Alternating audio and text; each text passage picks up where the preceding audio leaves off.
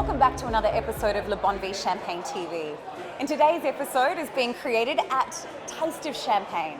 This is an annual tasting event that's hosted by an authority in Champagne in Australia, Mr. Tyson Stelzer.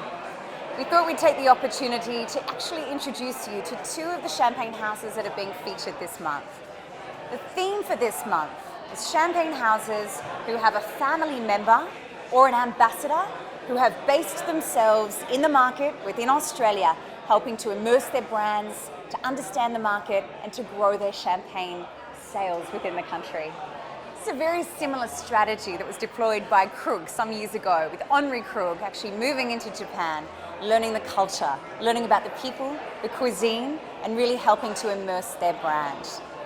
The two houses that we're featuring today are very new, very fresh, Brut Moncourt, and fourth generation growers Philippe Fourrier. I would like to introduce you to Jean-Paul Edwards, who is representing the house of Philippe Fourrier. Welcome to Le Bon Vie Champagne TV. Thank you. Now, you are one of the featured houses for this month. A fabulous tasting event today with Tyson, some fantastic growers and brand marks represented. But we have selected your maison to feature in our Champagne Club because of this vested interest that the family has in Mathilde, coming out from France and spending some time in Australia. Definitely. We welcome, obviously, we are very welcome into the show this week. We feel very privileged to be present here among all the beautiful champagne houses and in great company here. To answer your question, obviously we've been now in Australia for approximately 3 months, representing the Philippe Fourrier family, and what better than to have Mathilde, the daughter of the fourth generation owner of a champagne house here, spending at least a year with us down under. Which is amazing. And look, I know that a lot of the French families think that Australia is so far. And look, it is so far. So it's Definitely. amazing to have one of the family members based in Australia. Tell us a little bit about the Fourrier family. How long have they been making champagne for in the region? Yeah, definitely. Look, Philippe Fourrier has been here now producing and growing their own champagnes, starting all the way from the vineyards to the bottle. Since 1847. Okay. So Julien, who is today the winemaker, son of Philippe, producing for 18 years I should say, but 15 years producing it by himself. And it was a natural progression when they did very well in the UK, in Canada and in the US, to come down to Australia, however far it is, but definitely to showcase and get the Australians who know their champagnes very well to discover what Philippe Fourrier was about. What do you think it is about the Australian market? I mean, we're number 6 in the world. We're growing. The champagne sales are still growing in Australia. It's an important market. Do the people of Champagne recognise this? Do they accept this? Yeah. Of course they do. Australia has been pivotal for any French wine and champagne for the last 30, 40 years, but especially in the last 20, where we have had a great growth from France into here.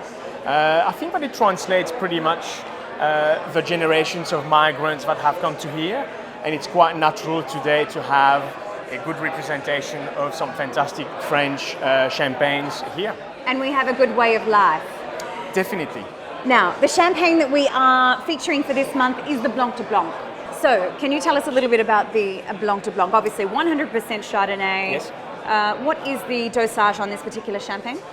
The dosage on here is of 10 grams of sugar per liter. It is by far the best seller for us at Philippe Fourrier. Being 100%, it's quite surprising from a champagne that comes from Bar-sur-Aube, which is in the south of the Champagne region. However, you'd appreciate that it really shows how good the winemaker is in being able to come and deliver 100% Chardonnay Because of coming. course, the house is situated in the Aube, where you have a predominance of the Pinot Noir grapes. Yeah, definitely. So definitely. are all of the Chardonnay grapes grown in this particular region? Yes, it is estate grown, which is what we want to hear. Being a small champagne house or a maison de champagne, we always like to have at least a good infrastructure that allows us to go from the vineyards to the bottle by having all the processes in place to produce something that people would enjoy with all the right credentials. The Philippe Fourrier Prestige, which is what we have here, is the most awarded champagne, not just in France, but in the rest of the 18 countries in the world where we have Philippe Fourrier. And how long does it spend in the cellar aging on lees? At least 4 years. You will identify that there is a very, very slow mechanical process in terms of how they let it simmer and age.